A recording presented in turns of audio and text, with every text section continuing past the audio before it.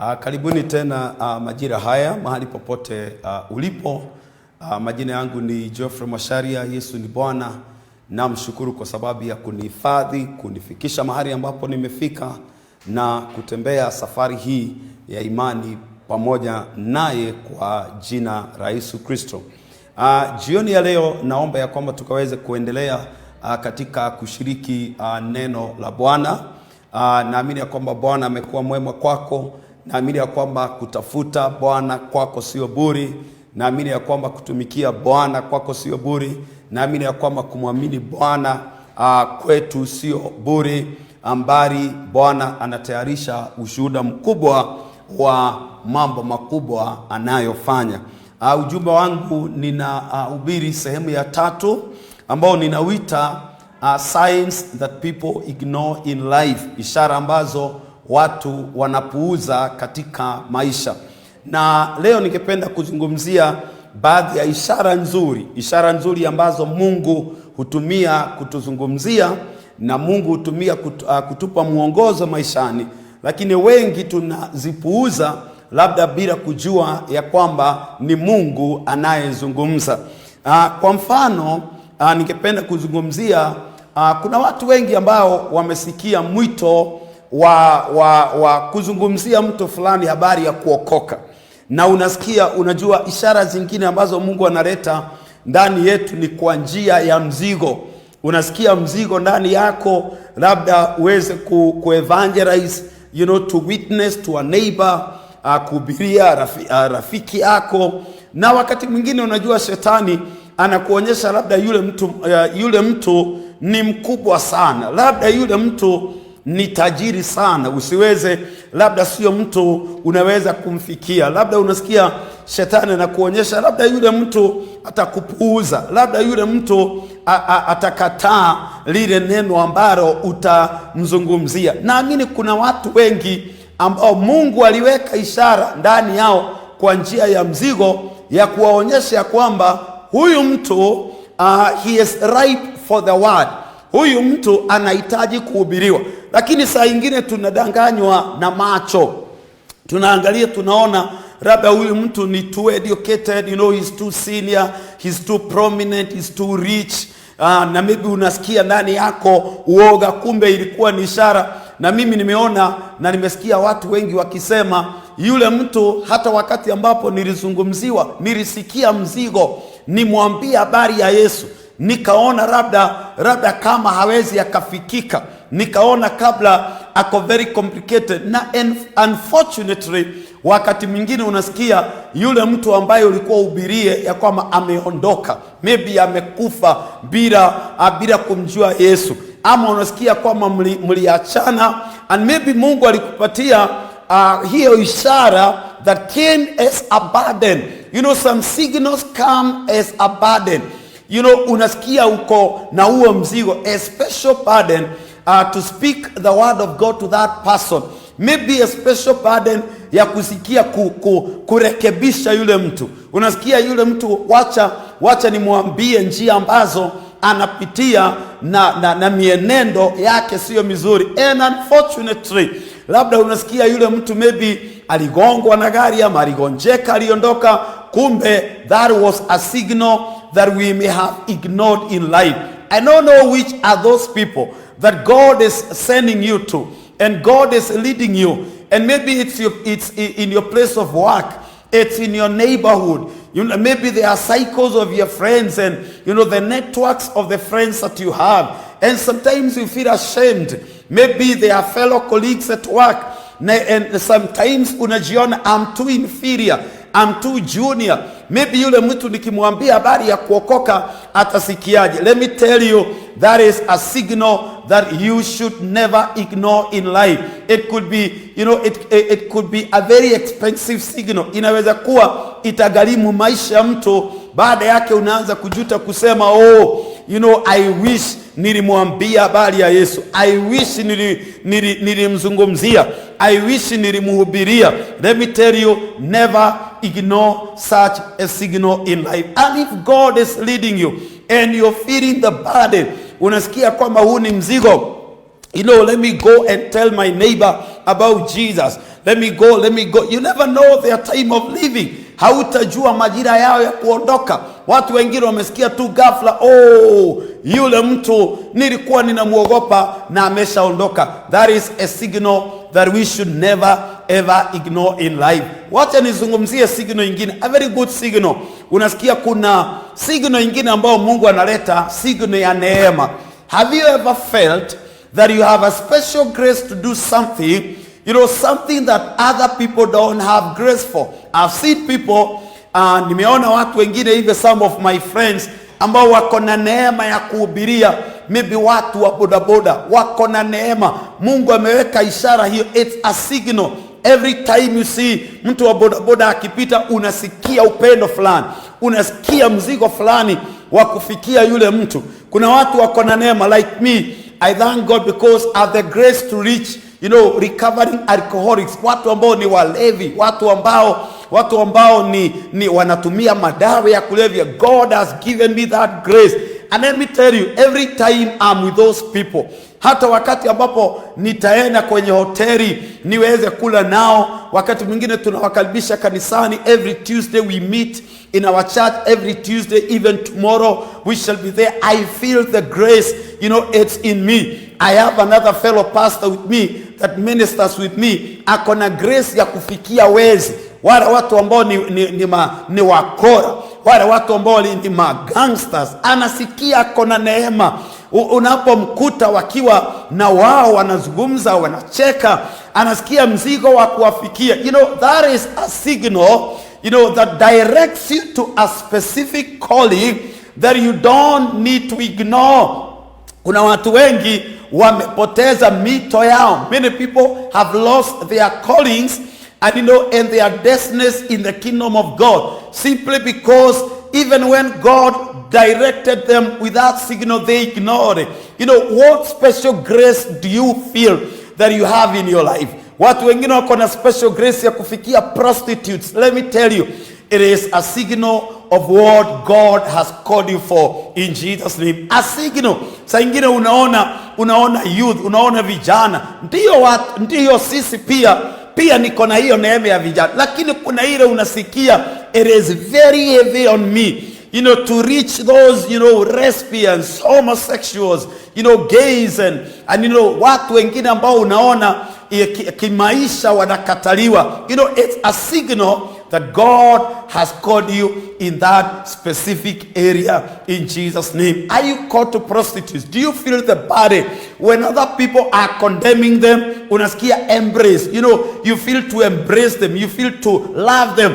Watu wengine unakuta wanawafungulia milango yao. The street children. Wale watu ambao ni widows and widowers. Na watu wengine, different categories of people.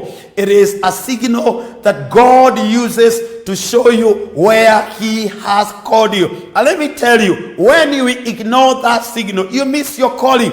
When you ignore the grace, you miss your calling. It is a grace that God has given you. It comes with a form of a burden and attraction. Unasikia a specific godly attraction. Na unasikia hawa watu, kwa watu wengine wanawasumbua. Kwa watu wengine wanaona hawa watu hawafai. Kwa watu wengine wanaona mimi sina mzigo wa hawa watu. Lakini wewe unaona ya kwamba una mzigo, una upendo. It is a signal. Don't ignore. God will use such signals to show you where He has called you in. Mungu atatumia ishara zingine kama hizo akuonyeshe amekuita wapi. Wakati mwingine ni kanisani. When you see disorder in the church, it is a signal God is showing you. Mimi nimekuita kama Asha, umeitwa kama Asha. Kuna mtu mwingine akiona disorder, akiona watu wamekaa bila mpango, akiona viti vimekaa bila mipango, hiyo haimsumbui. Anaona iko sawa. Anaona kanisa ikiwa chafu iko sawa. Anaona nyumba ya Mungu ikiwa imeachiliwa iko sawa. Lakini kuna mtu akona neema fulani, akiona mambo fulani hayajakaa vizuri, yanamsumbua kwenye moyo wake. It is a signal you should never ignore. It shows you, it directs you. It gives you the direction for God to lead you to where He has cordial in Jesus' name. Some signals. Let's see one signal in the Bible, and a very, very familiar signal. Na nikuonyeshe wakati signal zingine zinakuja maishani, what do we need to do? In Genesis chapter 37, kitabu cha Mwanzo sura ya 37, hadithi ambayo tunajua vizuri sana ya kijana ambaye anaitwa Joseph. Biblia inasema ya kwamba Joseph aliota ndoto. We know the story, but I'm going to read the story once more in Jesus' name. Genesis chapter 37 and verse 1. Signals we should never ignore in life. Yakobo akakaa katika nchi hiyo. Nasoma Genesis 37 and verse 1. Akakaa katika nchi hiyo aliyesafiri baba yake katika nchi ya Kanaani. Hivi ndivyo vizazi vya Yakobo. Yusufu aliyekuwa mwenye miaka 17 alikuwa akichunga kondoo pamoja na ndugu zake, naye alikuwa kijana pamoja na wana wa Bilha na wana wa Zilpa wake wa baba yake. Yusufu akamletea baba yao habari zao mbaya. Basi Israeli akampenda Yusufu kuliko wanawe wote, maana ni mwana wa uzee wake. Akamfanyia kanzu ndefu. Ndugu zake wakaona ya kuwa baba yao anampenda kuliko ndugu zake wote, wakamchukia, wala hawakuweza kusema naye kwa amani. Mstari wa 5, Yusufu akaota ndoto, akawapa ndugu zake habari, nao wakazidi kumchukia. Akawaambia, tafadhalini sikieni ndoto niliyoiota. Tazama, sisi tulikuwa tukifunga miganda shambani, kumbe mganda wangu ukaondoka ukasimama, na tazama miganda yenu ikazunguka ikainama mbele ya mganda wangu. Ndugu zake wakamwambia, je, kweli wewe utatumiliki sisi, nawe utatutawala sisi? Wakazidi kumchukia kwa ajili ya ndoto yake, kwa maneno yake. Nataka uone mstari wa 9. Huyu ni Yusufu ameota ndoto. Kumbuka tulisema ishara moja ambayo hautakiwi kuipuuza kabisa ni ya mambo yanayojirudia. Unaweza ona tabia fulani ya mtu imejirudia.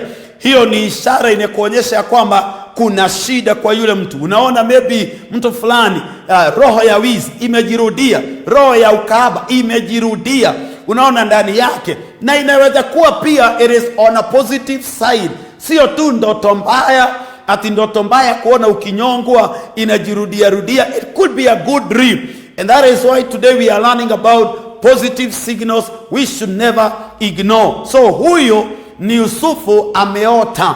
Wakati mwingine kuna watu wameota ndoto nzuri. Unaona ndoto ya baraka, ndoto ya kuinuliwa, ndoto ya kupanuliwa, ndoto ya kibali. What are you supposed to do? So Joseph akaota ndoto, akaona miganda ya ndugu zake inawainamia, na baada yake akaja akawashuhudia.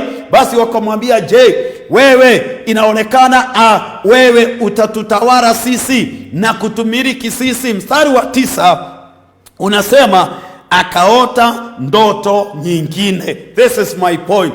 Every dream that keeps repeating itself in your life in a certain pattern. Maybe unaota ndoto, could be negative or positive. Unaota hiyo ndoto inajirudia. Unaona mahali uko na president, unaona mahali mnakuna na wafalme, unaota ndoto mko na governor, na si ati hata governor na kujua. Unaota ndoto na watu wakubwa. Inakuonyesha kwamba that is a positive dream. What are you supposed to do wakati ambapo what is your role in that dream? Na nitakuonyesha. Akaota ndoto nyingine, akawaambia ndugu zake, akasema, angalieni, nimeota ndoto nyingine, na tazama jua na mwezi na nyota 11 zikaniinamia.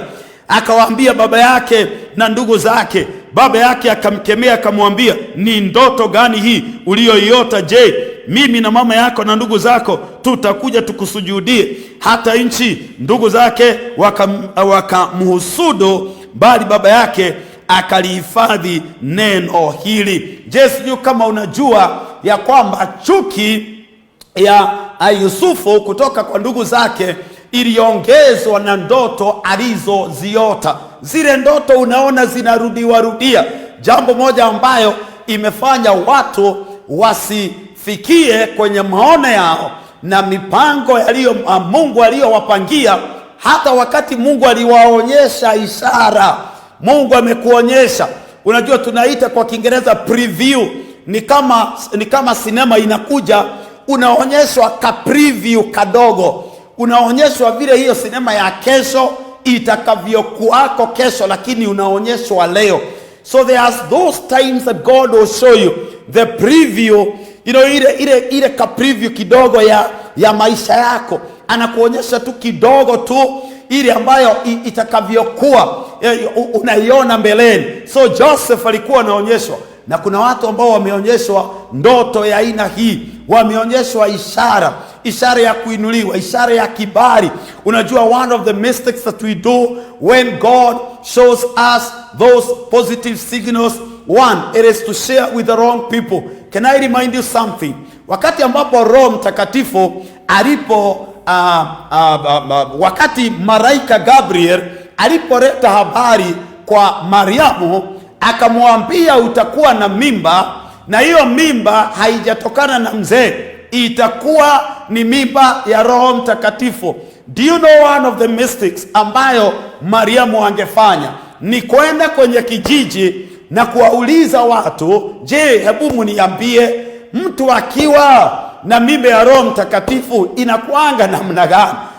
Angewaambia, je, do you know of several people in this village ambao wamepata mimba kupitia kwa Roho Mtakatifu? Na ingekuwa ni makosa makubwa ambayo huyu Mariamu angefanya kama angetembea kuwauliza, because one, hakuna mtu alikuwa na experience ya kwamba mimba ya Roho Mtakatifu mtu anaipata namna gani. Hakuna mtu alikuwa ana mtoto amezaa bila mume ati atamwambia hata kijana wangu na msichana wangu wao wamezaliwa na Roho Mtakatifu. Lakini nashukuru Mungu, maana Mariamu wakati ambapo maneno yale yalipofika, Biblia inasema ya kwamba basi na Mungu ukafanya kulingana na vile ulivyopanga, akayaweka yale maneno ndani yake. Unajua, wakati ambapo Mungu ametuletea ndoto na maono ya vile mambo yatakavyokuwa, jambo moja ambalo tunatakiwa kufanya, it is to avoid sharing with wrong people. Kuna watu ambao ndoto zao zimeharibika, maono yao yameharibika, biashara zao ziliharibika. Maybe one, they ignored the signals, or they aborted, their plans by sharing with the wrong people. I don't know what kind of people you're sharing your vision with. Yesu alikuwa na watu ambao hakuwa anawaacha kila mahali. Alikuwa na Petro, alikuwa na Yakobo, na alikuwa na Yohana. Kila mahali ambapo Yesu alipoenda kufanya hata muujiza, hawa walikuwa ni wale watu waliokuwa karibu na yeye. Kuna mahali alikuwa naenda na wanafunzi wote 12, kuna mahali alikuwa naenda na hawa watatu, na kuna mahali alikuwa naenda yeye peke yake, na kuna wakati alikuwa na umati wote. Kuna maono ya umati wote, kuna maono ya kikundi kidogo, kuna maono ya wewe na waombezi wale unawaamini, kuna maono ya kushare na yule mchungaji wako. Unajua, huyu ni nabii wangu, ni kwani wangu, siwezi nikamficha jambo lolote. Kwa hivyo Joseph alifanya makosa, akatoa ndoto yake kwa ndugu zake, na hiyo ikaongeza chuki kubwa mbele zake. Hebu kumbuka wakati ambapo Mungu alipomwambia Abraham ya kwamba atapata mtoto kwenye uzee wake. Kama kuna kosa ambalo Abraham angefanya ni kwenda kwenye kijiji na kuuliza, je, mama akiwa mzee anajifungua namna gani? Aulize wazee, je, mke wako alizaa akiwa na miaka mingapi? Amuulize, je, wewe ulizaa watoto wako ukiwa na miaka mingapi? Labda kwenye kijiji chao wazee wote walipata watoto wakiwa wadogo. Labda wamama wote hakuna aliyezaa mtoto akiwa na umri wa Sara. Maybe alikuwa ni yeye peke yake. And there are those things that God will do uniquely to you yourself. Sio lazima miujiza ifanane, sio lazima ile njia ulipata pesa iwe hiyo ndiyo nitakayoipata. Wakati Yesu alipokuwa akiponya, kuna watu wengine alikuwa anapaka mate na udongo kwenye macho yao. Mtu kama Bartimayo hakumpaka mate, alimwambia wewe pata kuona. Kuna Mungu alifanya miujiza tofauti kwa watu tofauti. Kwa hivyo wakati ambapo tunaenda tunashare dreams zetu, those signals that God has shown me. Wewe unatokewa kanisani na unabii, na huo unabii unaona maybe ni maono kanisani, signal Mungu anakuonyesha ninaenda kukutumia, maybe ni neema fulani ninaenda kukutumia, and you go sharing with anybody. Mariamu hakuwa na reference yoyote kwenye kijiji chao ya kwamba angeambiwa usiogope, wewe kama Roho Mtakatifu atakushukia. Hata na mimi miaka 5 nilishukiwa na nikazaa. There was no reference for that miracle in Jesus' name. And I pray that God is going to do some miracles in our lives that have no reference whatsoever in Jesus' name. Mungu afanya mambo ambayo ukiangalia hakuna mtu mwingine amefanyiwa hivyo, kwa sababu Biblia inasema ya kwamba mambo ambayo hayajaonekana, hayajasikika, hayajaingia kwenye mawazo ya wanadamu, hayo ndiyo mambo ambayo Mungu amewawekea wale ambao wanampenda. There are things that God has never done to anybody else. God can do that to you. There is a way God can raise you up. He has never, used that way. The dimensions of God are many. The ways of God are many. Biblia inasema ya kwamba our ways are not the ways of God. Praise be to the Lord. Njia zetu sio njia za Bwana. Mungu anaweza amua kutumia njia ambayo hajaitumia tena kwa jina la Yesu. Amen. Who are you sharing your dreams with? Every signal that God is showing you, unashare na nani kwenye maisha yako? Kuna mtu mwingine alionyeshwa signal, ningependa tuone kwenye Genesis chapter 31 hapa tu mbele kidogo, na tutabarikiwa na Bwana. Jina lake anaitwa Yakobo. Sasa Yakobo ni baba yake huyu Yusufu. Alionyeshwa signal, na nilisema last time, hata wale watu ambao in my part 1 of this message nilisema watu wengine ambao wanakoniwa, watu wengine ambao wanadanganywa pesa, kuna signals Mungu huwa ametoa. Wale watu wengine on a positive way ambao wanainuliwa, there is a signal you can see in your child. Unaona huyu mtu huyu sio mtoto wa kawaida. Kuna maneno mtoto anaweza nena, unajua huyu ni mtoto wa kulindwa, huyu ni mtoto wa kuobewa nafasi, ako na mbegu speciali ndani yake. Huyu ni mtoto ambaye Mungu anaenda kumtumia sana. Mungu anakuonyesha signal. Kuna maneno mtoto anaweza nena na unasikia huyu sio mtoto ananena, huyu ni mtoto mdogo sana kwa miaka yake. Huyu ni Mungu anazungumza ndani yake. Huyu ni wale watu wa kushikiliwa na maombi. Shetani anatafuta nyota yake. Kwa nini Yesu wakati ambapo alizaliwa ilibidi vijana wengi wa miaka 2 kwenda chini wauawe kwa sababu ya kijana moja tu ambaye anaitwa Yesu? Amen. Hata wakati wa Musa, maana hawakuwa watu wa kawaida, ni watu wana mito mikubwa. Yesu ni Mwokozi, na kifo chake akitafutwa kuuawa kinaleta hasara ya vifo vya watoto wengine wengi, kwa sababu hakuwa mtoto wa kawaida. Kuna watoto tunaangalia, tunaona ya kwamba huyu inabidi kila wakati ni muombe, inabidi kila wakati niombe nyota yake. Huyu sio mtoto wa kawaida. Na kuna ishara nyingine mbaya unaweza ona ndani ya mtoto, ujue huyu nisipomwangalia inaonekana njia zake hazitaenda vizuri. God will always show those signals. Saa ingine itakuwa ni through a sermon. Unasikia injili fulani imerudiwa na wahubiri wengi na hawajuani, na unajiuliza ni nini Mungu anasema kupitia kwa hili neno. Manabii wanazungumza, ni nini Mungu anasema kupitia kwa hili neno. Saa ingine haya, wacha tuone Genesis 31. Basi Yakobo akasikia verse 1, 31 verse 1. Akasikia maneno ya wana wa Labani wakisema, Yakobo amechukua mali yote ya baba yetu, na kwa mali ya baba yetu amepata fahari hii yote. Verse 2, Yakobo akaona uso wa Labani ya kuwa hakumtazama vema kama jana na juzi. Basi Bwana akamwambia Yakobo, urudi mpaka nchi ya baba yako kwa jamaa zako, nami nitakuwa pamoja na wewe. Yakobo akatuma watu, akawaita Raheli na Lea waje nyikani kwenye wanyama wake, akawaambia, naona uso wa baba yenu kwamba hanitazami vyema kama jana na juzi, lakini Mungu wa baba yangu amekuwa pamoja nami. Amen. You know, that was a signal. Amen. Biblia inasema ya kwamba wakati watoto wa Labani walisema, you know what, huyu Yakobo kazi ni wetu, kijana wa ndugu ya baba yetu, amechukua mali yetu yote. You know, that is not a good statement. Ukisikia watoto wa mtu fulani wamesema hivyo, that is not a good statement. In other words, wanasema ya kwamba he is an enemy to us. Huyu amejitajirisha na mali yetu. We are going to go after him.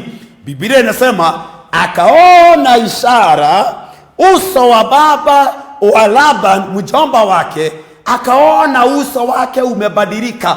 Akaona sio kama vile alivyokuwa amemtazama jana na juzi, akaona amemtazama kwa njia nyingine.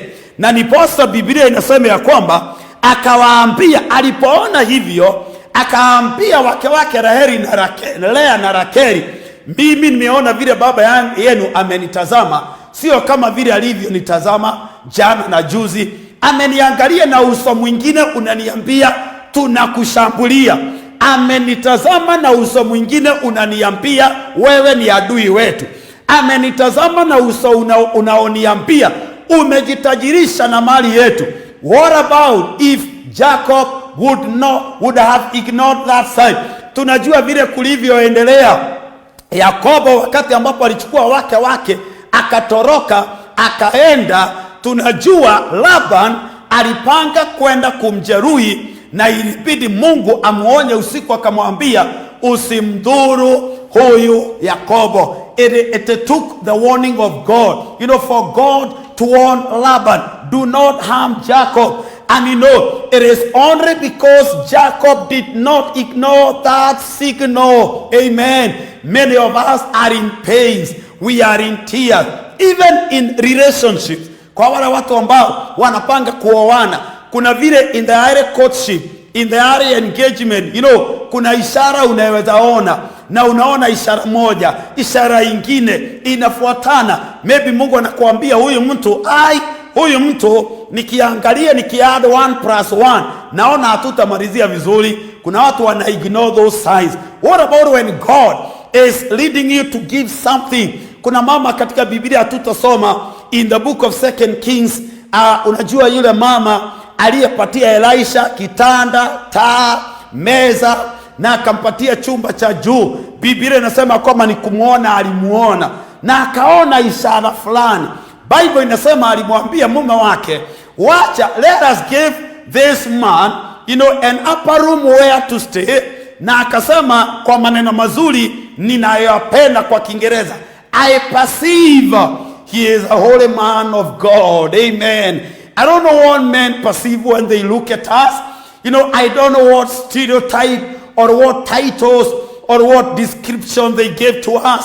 Lakini huyu alimwambia, naona huyu ni mtu mtakatifu wa Mungu. Na akahisi, unaona, aliona signal. Kuna signal aliona ndani ya Elisha, and she never ignored that signal. Bible inasema ya kwamba alipomwambia mume wake, wakampatia chumba cha juu na kitanda na meza na taa, na maybe of course walimpatia chakula na mtumishi wake. Mwisho wake, kutoka kwa meza, taa na nyumba na kitanda, mtoto alizaliwa kwenye hiyo nyumba. Bible inasema walikuwa ni watu matajiri na wako na mtoto. Ni uchungu sana mtu akiwa tajiri hana mtoto wa kumrithi. Walikuwa ni watu waliokuwa na uchungu sana. But it was a sign or a signal this woman never ignored. And true to her word, the man was a holy man of God, na alileta muujiza kwenye nyumba yao. Amen. What signals and what signs are you ignoring even in that marriage? Kuna mambo unaweza ona katika ndoa. Unaona haya, mzee hayuko vile alikuanga. Kuna mahali amekengeuka, amebadilika. It is time to pray. Unaona mama hayuko vile alikuwa. Saa ingine unaona mzee siku hizi hako anakunywa pombe, lakini anaingia kwenye bar anakunywa soda. Hakunywi pombe, ni soda. That is a signal you should never ignore. Unaona maybe mama kuna tabia amebadilisha. Alikuwa hakuji usiku, anaingia hata saa 4, anaingia hata saa 3. Unaona maybe mtoto wako anaanza withdraw, hataki kuongea na watu, anakaa peke yake. It is a signal we should never ever ignore in our life in Jesus name. Yale mambo ambayo yanajirudia maishani tusiweze kuyapuuza. Sauti ya Bwana, neema fulani unasikia, mwito fulani unasikia niende niambie huyu jirani habari ya Yesu. Usiignore. Don't be intimidated by their social status. Don't be intimidated by their economic status. Don't be intimidated by their academic status. It is God telling you, maybe their time is over. Maybe ni kuondoka, wanaondoka dunia hii.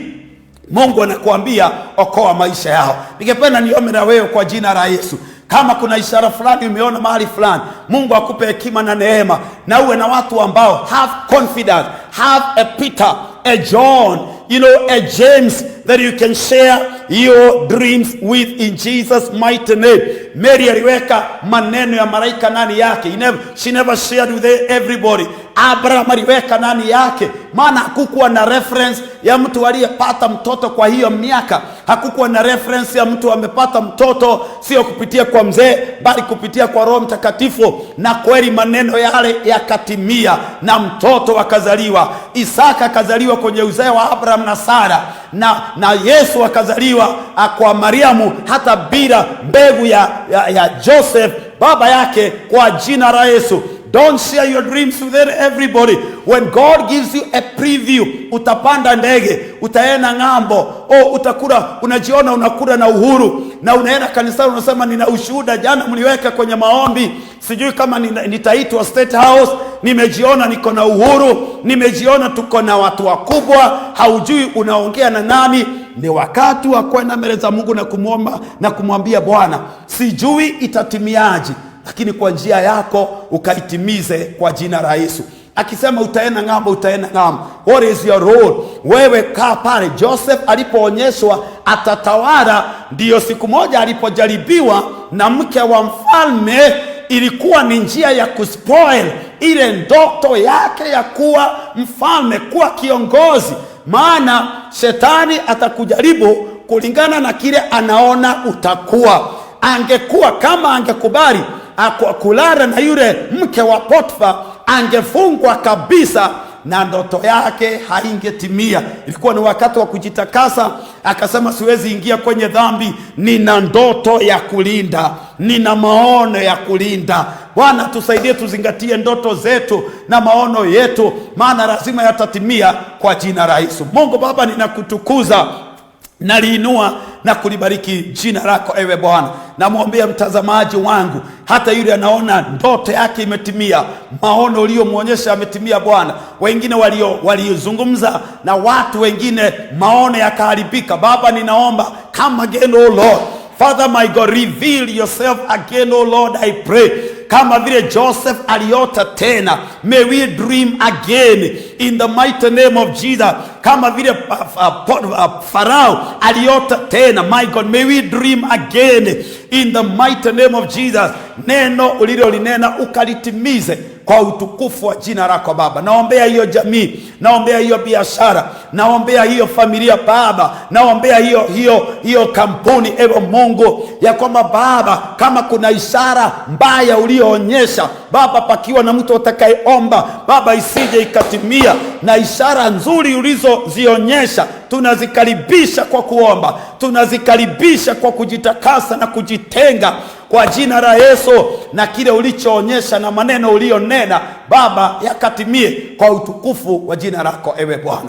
Asante Mungu wa neema. Uko pale Bwana amekuonyesha kila wakati, unaona maybe ukifa, unaona ukienda jehanamu, unaona ukichomeka kwenye moto. That is not a signal you should ignore. Maybe God is telling you, time is coming for you to get out of this world and you are on your way to hell. Can you say, Lord Jesus, have mercy on my life, change me, wash me, forgive my sin. Make me your son, oh God. Father, remove my name from the book of judgment. Riandike kwenye kitabu cha uzima. Bwana, uniokoe na dhambi zangu. Unifanye mwana wako. Uniokoe, unitakase kwa jina la Yesu. Receive Jesus as your savior. Niposa hata ukiondoka dunia hii utakuwa na uzima wa milele. Remember, if you're not saved, you're not safe. If you're not saved, you are not saved. I bless you in Jesus' name. Welcome to the kingdom of God. Walk with the Lord in Jesus' name, and never ever ignore any sign, any signal in your life in Jesus' name. Shalom. God bless you. My name is Pastor Geoffrey Masharia from World On Mission Center, Gashia, Kiambu, right here in Kenya. My numbers are 0711-365-930. Let me hear what God has done in your life for the glory and honor of the name of the Lord. God bless you, and see you again in Jesus' name. Amen and amen.